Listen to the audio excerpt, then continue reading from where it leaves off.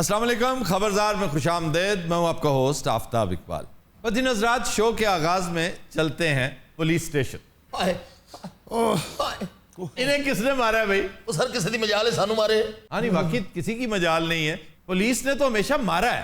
अगर मार खाई है इक्का दुक्का वाकयात में तो वो ट्रांसजेंडर्स है। जी बिल्कुल ठीक है। खुसरे तो अलावा से किसी को मार नहीं खाते। ये गुजरांवाला का वाकया हम अक्सर उसका तस्करा करते हैं। अच्छा जी, ये क्या हुआ? सर गुजारिश है वे कि ए देख रहे हैं मनहूस जड़े दो बैठे ने, इन्हां दी शादी सी ते शादी ते कीती इन्हां ने हवाई फायरिंग। असली जिसले उधर रेड कीता है इन्हां ने अंदर वड़ के तो कुंडा ला लिया। ओहो, ये वो बादामी बाग वाला वाकया जनाब अली। ये वाकया क्या है जी? हवाई फायरिंग हुई, पुलिस ने बर वक्त रेड किया, सीढ़ी लगा के चढ़ गए। नीचे गहराई थी काफी ज्यादा, ऊपर से जंप किया तो पक्का फर्श। दोनों एहलकारों की टांगे टूट गई। और सर खाना खराब है ना होया जे किसका? टीरे दा तमीज कर, मैं दसा तमीज कर यार भाई नीफ पुत्र ही वो नहीं जिन्हां पढ़ के ले आए हैं। नीफ ते मैं पहले पौड़ी लाई है सी, असि पहले उथे डियां ठीक करते रहे सर। पौड़ी नीफ तरह सर लेस्को वाले दी पौड़ी खो के लाया, छीन के ले आया। हाँ जी, वो पर्चा मेरे ते रहदा होया है। इसने तुम्हें कैसे मरवाया? सारे बार बार कह रहे ऐसी जगह नरम है, छाल मार दो। तो फिर इसमें उसका कसूर क्या है? ओ सर मैं तो दसना होया कि क्या? पहले मारी छाल नीफ ने। अच्छा, नीफ ने गलती नाल दियां ते घर मारती। उथे पईयां सन बोरियां, ए बोरियां ते जा पिया। अच्छा, ये बच गया। ये उन्होंने कहते रहे नरम जगह छाला मार दो, उन्होंने नीफ दे कहते छाला मारती है। सर जिथे मैं छाल मारी है ना उधर फौतगी हुई सी। अच्छा, मैं आधा घंटा पै के रोंदा भी रहा उन्हां च। सर मैं ते आया ही रात नूं थाने आ, सारा दिन फौतगी वाले घर ही रहे हैं। क्या करते क्या रहे हो? सर मैनू मरोम दा ना बड़ा अजीज दोस्त समझदे पै सी। वो मैनू कहंदे नवाना भी तू है। हनीफ ने मुर्दे ते चाचे नूं आता, उन नमूने हो गए बेचारे। मैं तो सर उथों निकलन लगा सी। अच्छा, मैनू कहंदे ना जा, दूसरी मैयत भी आऊ है। किसकी? उस दिन मैं नवाया सी। सारे जनाजा चुकन लगे, हनीफ ने उन्होंने फ्रिज चुक लिया। एक अलग पर्चा मेरे ते। मसा मसा कब्रिस्तान पहुंचे। अच्छा, इन्हें जाके उसे फ्रिज रखी, लोग ही केले से टुट पे। 8-9 केले तो मुर्दा भी खा गए सर। वो तो सर कब्र च मुर्दे नूं उतार के उहदे ते मिट्टी पाई है, इस चवल ने किसी दी अखां च पाती। ਇਹ ਗੈਰ ਕਾਨੂੰਨੀ ਗੱਲ ਆ, ਕਿਸੇ ਦੇ ਘਰ 'ਚ ਛਾਲ ਮਾਰ ਦੇਣੀ, ਕੋਈ ਫਾਇਰਿੰਗ ਨਹੀਂ। ਉਹ ਬੱਚੇ ਪਟਾਕੇ ਪਟੂਕੇ ਚਲਾਉਂਦਾ ਇਹੀ ਜਨਾਬ। 150 ਦੇ ਕਰੀਬ ਮੈਂ ਗੋਲੀਆਂ ਦੇ ਖੋਲ ਤੋਂ ਇਕੱਠੇ ਕੀਤੇ ਨੇ। ਐਡਾ ਯਾਰ ਕੋਈ ਮਲੰਗੀ ਦਾ ਵਿਆਹ ਆਵੇ, ਮੁੰਡਾ ਸਟੂਡੈਂਟ ਜਿਹਾ ਹੈਗਾ ਵਿਚਾਰਾ, ਆ ਮੇਰਾ ਭਰਾ ਜੀ ਛੋਟਾ। एकदम पटाखों की आवाज आना शुरू की, मैं खुद घबरा जाता हूँ। ਤੇ ਲੰਮਿਆ ਪਾ ਕੇ ਪਾਂਜਾ ਲਾਇਆ ਤੇ ਲੱਗ ਪਤੇ ਜਾਣੇ ने। सर मेरा तो कसूर कोई नहीं, मैं आराम से बैठा हूँ वहाँ पे। वैसे ये बात है कि दूल्हे ने कभी खुद फायरिंग नहीं की, उसके दोस्तों ने की होगी। उनको किसके? दूल्हे के। पकड़ा हमेशा दुल्हा जाता है, दुल्हा का बाप जाता है। ਉਹ सारू फायरिंग करके दौड़ क्योंकि गए सारे। दोस्तों का तो नहीं पता होता, दूल्हे का तो पता होता है कि ये है। इसका मतलब ये हुआ कि आप मेजबान हैं, आपके यहाँ ये जुर्म हुआ है, जिम्मेदारी आपकी। मैं आपको मना भी कर रहा था अपने दोस्त को ना बुलाएं। अकरम भाई आते हैं, वो ज्यादा फायरिंग करते हैं सर। ये बाहर क्यों बैठे? हवालात में क्यों नहीं बंद किया? हजूर है दो मुलजम ਜਿਹੜੇ ਹਵਾਲਾ ਚ ਨੇ, हाँ, ਇਹ ਦਹਿਸ਼ਤਗਰਦ ਨੇ, ਬੜੇ ਖਤਰਨਾਕ ਮੁਲਜ਼ਮ ਨੇ। ਇਹਨਾਂ ਦੀ ਵਜ੍ਹਾ ਨਾਲ ਇਹਨਾਂ ਨੂੰ ਅੰਦਰ ਨਹੀਂ ਦਿੱਤਾ। नहीं तो इन दहशतगर्दों ने किया क्या है? ਇਹਨਾਂ ਕੋਲੋਂ ਕਲਾਸ਼ਨਕੋਵ ਬਰਾਮਦ ਹੋਈ, ਕਮ ਸੇ ਕਮ 20 ਹੈਂਡ ਗ੍ਰੇਨੇਡ ਇਹਨਾਂ ਕੋਲੋਂ ਬਰਾਮਦ ਹੋਏ, वाओ, ਔਰ ਉਹਦੇ ਨਾਲ ਇੱਕ ਨਕਸ਼ਾ ਬਰਾਮਦ ਹੋਇਆ ਹਜ਼ੂਰ। हाँ जी, घर दा इत्थे घर बनाओ सन। ਲੈ ਸਰ 2 ਜੈਕਟਾਂ ਬਰਾਮਦ ਹੋਈਆਂ। ਉਹ ਜਿਹੜੇ 4 ਸਵੈਟਰ ਸਨ ਉਹ। ਓ ਯਾਰ ਉਹ ਜੈਕਟਾਂ ਤੁਸੀਂ ਖੁਦਕੁਸ਼ ਜੈਕਟਾਂ ਸਨ। ਸਾਰੇ ਇਹਨਾਂ ਦੇ ਸਵੈਟਰ ਵੀ ਖੁਦਕੁਸ਼ ਸਨ। ਓ ਯਾਰ ਨਹੀਂ ਸਰ ਖੁਦਕੁਸ਼ ਮੈਂ ਵੇਖਿਆ। ਸਰ ਤੁਸੀਂ ਵੇਖਿਆ ਸੁੰਘਿਆ ਨਹੀਂ। मैं पौना घंटा बेहोश रहा। सर आप मुझे मौका दे, मैं दूल्हे से एक दो सवाल करना चाहती हूँ। जी जी करो करो। आप बताएं आपका निकाह हो गया? हो गया है जी, मेरी लव मैरिज है ना। अच्छा, मेरा सवाल ये है कि ये कांस्टेबल फरी इस रेड में क्यों नहीं शरीक थी? सर इस वक्त मैं ASI हो चुकी हूँ। अच्छा, आप प्रमोट हो गई हैं? जी जी। हाँ, कांस्टेबल से ASI, वाह।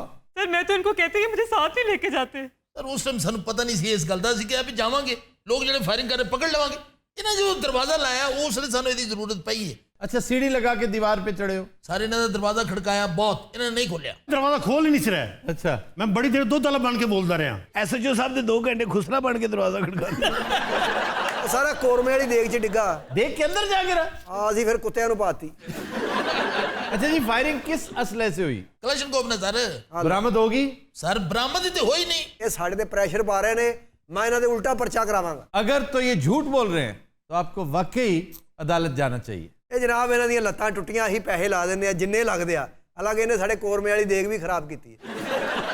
ਸਾਰੇ ਦੋਨਾਂ ਨੂੰ ਆਰਥੋਪੈਡਿਕ ਸਰਜਨ ਨੂੰ ਦਿਖਾ ਚੁੱਕੇ। अच्छा, ਉਹਨੇ ਕਿਹਾ ਜੀ ਆਜ਼ਾਦੀ ਸਾਹਿਬ ਜਿਹੜੇ ਨੇ ਇਹਨਾਂ ਦੇ ਪਲੇਟਾਂ ਪੈਣਗੇ, ਇੱਕ ਰਾਡ। बूटे की लत चो मुर्गे की बोटी निकली। इसका क्या मतलब इनू दरअसल देख चो कटिया सी सर सर अर्ज ये कि मैं इन्होंने कह रहे हैं कि क्लाशनकोव और बंदे मैंने दे दियो, मैं इन्होंने रियायत करांगा बस मेरी चुप करो, डीसी साहब आ गए ने। कौन साहब आ गए? मोहतरमा किस तरह आना होया? मेरी गल कान खोल के सुन लो, ਇਹਨਾਂ ਨੂੰ ਤੁਸੀਂ ਨਜਾਇਜ਼ ਫੜ ਕੇ ਲਿਆਏ ਹੋ। डीसी साहब ने खट्टा पीता और क्लाशनकोव और बंदे मेरे हवाले कर दो वरना मैं दुल्हन नहीं छड़ा। ਗੱਲ ਸੁਣੋ, ਕਲਾਸ਼ਨਕੋਫ ਹੈਗੀ ਨਹੀਂ ਤੇ ਕਿੱਥੋਂ ਦੇਣਗੇ? सर मैं गड्डी ਦੇ ਵਿੱਚ ਬੈਠਾ ਹਜ਼ੂਰ पूरा ਛੰਨਾ ਜਿਹਨੂੰ ਤੁਸੀਂ ਕਹਿੰਦੇ ਹੁੰਦੇ ਹੋ ਗਰਰ ਕਰਕੇ ਫਾਰਗ ਹੋਇਆ। ਤੇ ਫਿਰ ਬਰਾਮਦ ਕਰ ਲੈਣਾ ਸੀ ਨਾ ਛੰਨਾ ਘਰ। ਉਹ ਨਕਲੀ ਪਿਸਤੌਲ ਸੀ।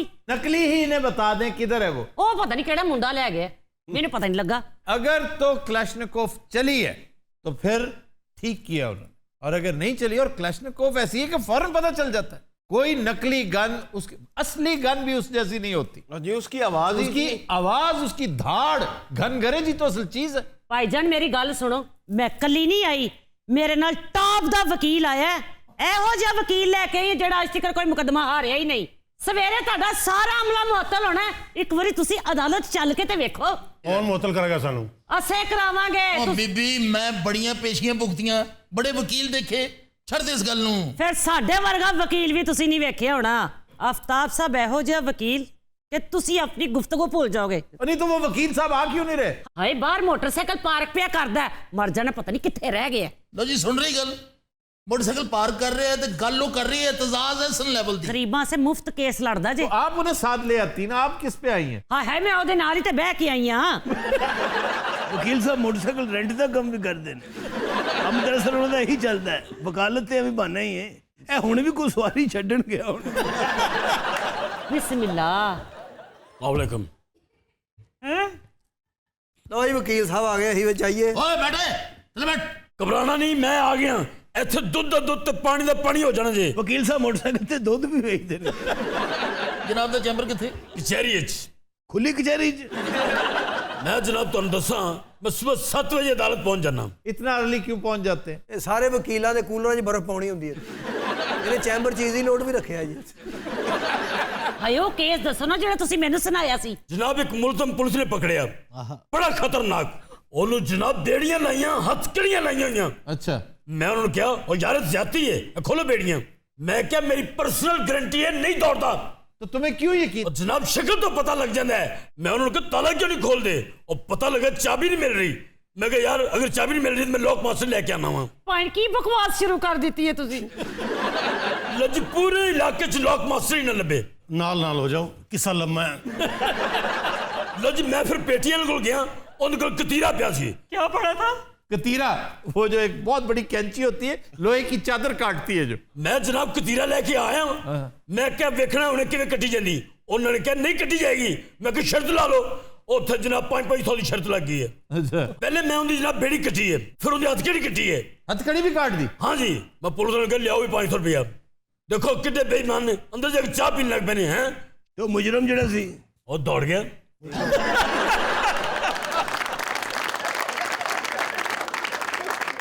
वो क्यों दौड़ी है? और नामराद ने मेरे वाले मुड़ के भी नहीं वेख्या। नहीं तो पुलिस वाले किधर थे? और जनाब अंदर चाह पी रहे सन। और जो बाहर आए ने उन्हें कहा मुलजिम किथे ही। मैं चुप। उन्हें कहा बोलना क्यों नहीं? मैं की बोलना सी।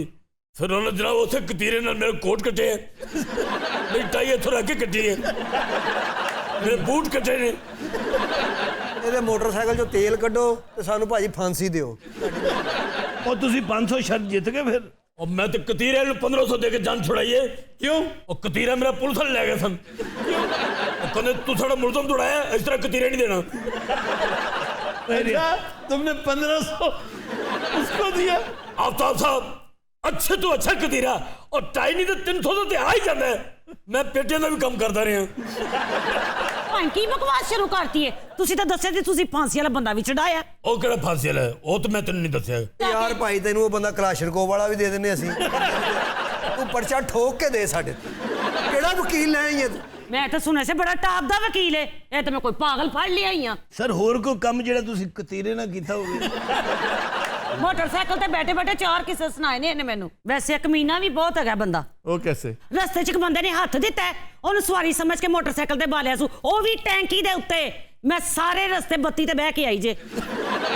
ਅੱਗੇ ਗਏ ਤੇ ਇੱਕ ਹੋਰ ਸਵਾਰੀ ਮਿਲ ਗਈ ਇਹ ਮਰ ਜਾਣਾ ਆਪ ਤੇ ਉਤਰ ਗਿਆ ਉਹਨੂੰ ਭਾਲਿਆ तो मोटरसाइकिल किसने चलाई? ਮੈਂ ਹੋਰ ਕਿੰਨੇ तो ये किधर था? ਇਹ ਨਾਲ ਨਾਲ ਦੌੜਦਾ ਰਿਹਾ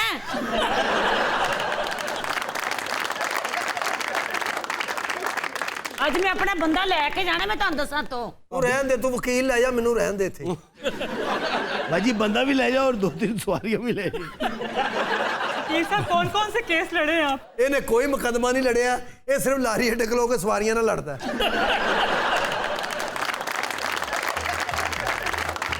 तो दिन रात will take a break, stay with अस।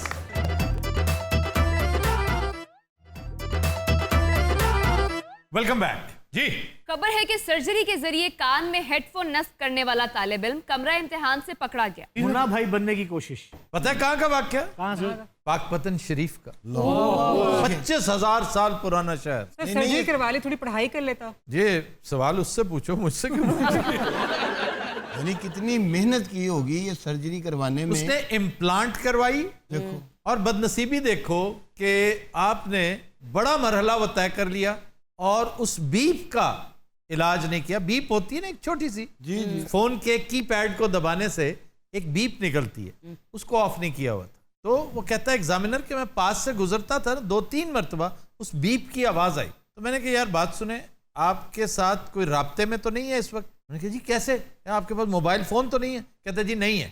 तो हमने चेक किया तो उसके पास ना सिर्फ मोबाइल फोन था, वो कनेक्ट होके उस पट्टी की तरफ आ रहा था जो यहाँ पे बांध रखी थी उसने, तो वो तार उसकी तरफ आ रही थी। हमने पट्टी खोली तो बीच में माइक्रोफोन, एक नया जहाने मानी था। सर ਤੁਸੀਂ भी कभी बूटी शूटी लाई हो? आज तक नहीं, और ये हसरत रही कि काश मैं भी लगा सकता। लोग लगाते हैं यार बूटियां। अब स्कूल में इसलिए नहीं करते थे कि साथ लड़कियां बैठी होती थी कि उनके सामने पकड़ा जाना, इससे बड़ी जिल्लत क्या कि किस काम में पकड़ा। वैसे चादरें हम पे अदरवाइज भी नहीं चढ़ती थी, लेकिन इस तरह की चोरी में, मतलब डकैती में पकड़ा जाना और बात है, चोरी में पकड़ा जाना और वो भी नकल करते हुए, वो बड़ी जिल्लत आमेज, बड़ी शर्मनाक बात थी। गवर्नमेंट कॉलेज में आए तो जरूरत ही महसूस नहीं हुई। बूटियां आमतौर पे क्लास टेस्ट में लगती हैं, जब साथ साथ बैठे होते हैं दोस्त, ओए ऐ किए थे ओ किए। सर जीसी में फाइनल एग्जाम में भी बहुत चीटिंग होती है। हमारे वक्तों में नहीं होती थी, आपके वक्तों में होती होगी। सर आजकल चीटिंग करनी है तो सिंध चले जाएं। सिंध में तो इंतहा है ना, वहां पर खबर है अगर कोई ये बताए कि जी इस एग्जामिनेशन सेंटर पे चीटिंग नहीं होती, ये खबर है। यहाँ लाहौर में भी एक वक्त था जब सियासी अमल दखल बहुत होता था कॉलेजों में, स्कूलों में, तो वहां पर इम्तहानी मराकज बिकते थे, किसी की मजाल नहीं होती थी। मैं बार बार अगर गवर्नमेंट कॉलेज की मिसाल दे रहा हूं ना, तो मुझे यकीन है कम से कम उन 6 सालों में जो मैंने गुजारे first year to 6th year government college में, मैंने कोई सेंटर बिकता ना देखा ना सुना। वो सिर्फ इमदाद बाहमी चलती थी। ओए इसका क्या मतलब है, ओए इसको कैसे करना है, सियाको सबाक के सियाको सबाक हेडिंग बता दो, ये कोई नकल नहीं है। नहीं, आपने भी कभी बूटी शूटी लगाई है? नहीं सर, मैं हल्फन कहता हूं, मैंने आज तक कभी बूटी नहीं लगाई। नहीं, बूटी के लिए पढ़ा लिखा होना जरूरी है। आप पढ़े लिखे भी ना और कहेंगे जी मैंने बूटी आज तक नहीं लगाई। अच्छा मैं क्या पता नहीं मेरी साइड लैंड लगे। सर मैं मैट्रिक के एग्जाम दे रहा था। अच्छा मैट्रिक किया हुआ तुम? एग्जाम में पास भी हुआ फिर? जी सर अल्हम्दुलिल्लाह। वाह, वे तू तो किसी कॉलेज भी पढ़ना सर। कॉलेज च नहीं, मैं कॉलेज में सर पिछले दिन जैसे दुबई गए सी नासर मैं ते सलीम, अक्सर बागी साहब कहते मेरा दोस्त फलां मुल्क में ये वो। अब्दुर्रहमान साहब के बहुत से हमें दोस्त वहां मिले जिन्होंने कहा जी हमारे क्लास फेलो यहाँ इकट्ठे पढ़ते रहे। तो बागी साहब तो मैंने कोई नहीं मिला दोस्त। जाहिर है जो मेरे साथ के लोग होंगे वो अंदर हो गए, वो तुम्हारे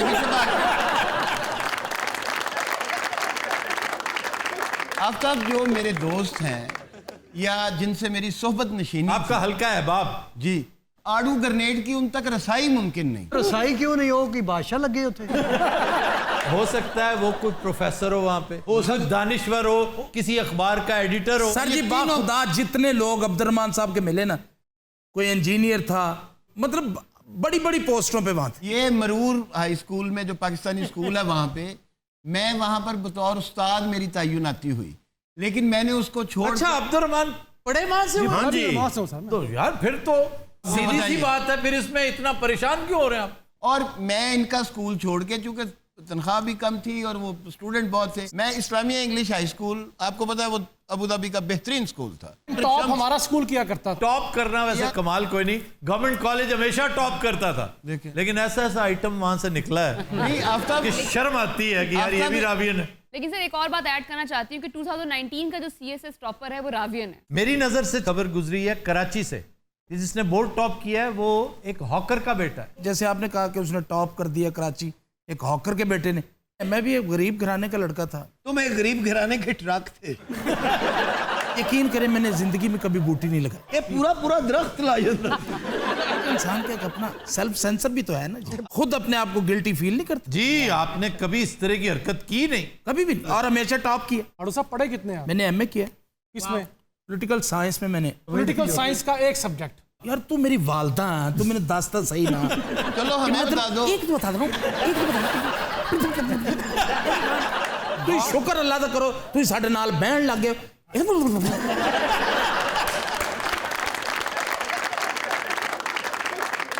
तो जवाब तुसी दियो। इसमें कंपैरेटिव पॉलिटिक्स है, इसमें इंटरनेशनल रिलेशंस है, एग्जैक्टली इसमें फॉरेन पॉलिसी है, इंटरनेशनल लॉ है, इस्लामिक लॉ है, वेस्टर्न पॉलिटिकल थॉट है। सर वो तो हमने पढ़ा है। नहीं, मैं उनके बिहाफ पे बता रहा हूँ। और सबसे बड़ी बात IR मेरा फेवरेट था। IR के किसी एक मजमून का नाम उर्दू में बता दें। मेरी गल सुनो, लड़ाई ना करो, बकवास कर रहे हैं। सर किसी एक राइटर का नाम बता दें। IR में जी दसो जी। आपके बिहाफ, मेरे बिहाफ पे आप बात कर रहे हैं। मॉर्गन थॉ, कैप्लान, पामर एंड परकिंस, ये चीज़ां दे प्यो नूं ही नहीं पता। अच्छा जी, नकल का एक इलाज कर्नाटका में यह दरियाफ्त किया गया कि स्टूडेंट्स के सरों पर गत्ते के कार्टन्स चढ़ा दिए गए, आगे सिर्फ एक छोटी सी विंडो, और ये कहते हैं बिहार में चूंकि ये तजुर्बा कामयाब रहा, हमने भी इस पे अमल दरामद किया। अच्छा, 2018 में एक वाकया हुआ हरियाणा में, एक तालिब इल्म पकड़ा गया जो करोड़पति हो चुका था लोगों की जगह पर्चे कर एक्सपर्ट था। जो अमीर घरों के लोग आमतौर पे जो फेल होते हैं, जिनके बच्चे कि जनाब मुंह मांगे पैसे, और उसके लिए ये बाएं हाथ का खेल था, करोड़पति हो गया। इसी में एक फिल्म भी बनी है सर इंडिया में, चीट इंडिया। असल जो था वो तो मुन्ना भाई MBBS पे होता है। सर, गन पॉइंट वो पे। उसको गन पॉइंट पे कि तुम्हारे बाप को अगवा कर लिया, वो बेचारा MBBS का पर्चा करवा रहा था। असल में ये बात ऐसे है आफ्ताब के, ये सब कुछ मैंने भी किया, लेकिन मैंने अजराए हमदर्दी सवाब समझ के किया। मैंने किसी से 1 रुपया नहीं लिया। फूड स्ट्रीट पेपर देने चला गया। मैंने भी पेपर दिए हैं। किसी जगह थे जी, तो तू होती जगह थे पूरा आ गया से। किसकी जगह पे बैठे थे आप? क्यों मैं तुम्हें उसका नाम, वो बेचारा इस वक्त एक बहुत बड़ी पोस्ट पे बैठा हुआ है। फिर तो जरूर नाम बताया। वो एक इदारे का CEO भी है, एंकर भी है। वो सलीम अल बेला ही हो सकता है सर, एक इदारे का CEO और एंकर है। बब्बू राणा भी CEO है। हाँ जी, उसका भी एक चैनल है। हाँ, कल मैंने सुना लग जा गले के फिर ये हंसी रात हो ना हो, ओरिजिनल बब्बू राणा की आवाज में, और बहुत शानदार गाया। और मैं कहूंगा सबसे कि सब्सक्राइब करें इसके चैनल को। आपको इस तरह के गाने जो लता ने अगर तीसरे काले पे गाया है, तो ये 500वें काले पे गाता है, इंतहाई ऊंचे सुरों में। सर आपके कहने पे मैंने भी चैनल बना लिया। सर मैंने भी बना लिए। वाह, और मेरे चैनल तो जनाब बहुत वेख्या जा रहा है। सर मिर्जा साहब ने बना लिए। वाह वाह वाह। इस टाइम ਤੁਹਾਡੇ सामने ना 8-9 CEO बैठे हुए हैं। थैंक यू सर, आपने इंडोर्समेंट दी मेरे चैनल के लिए, बब्बू राणा टीवी। आडू आप बात कर रहे थे, नाम नहीं बताया आपने। भाई मैं नहीं बता सकता ना। तो सब पता हो बेचारे को, झूठ बोल देता है ऐसे काम का। तो शहर बता दे कि शहर का था वो, उकाड़ा से।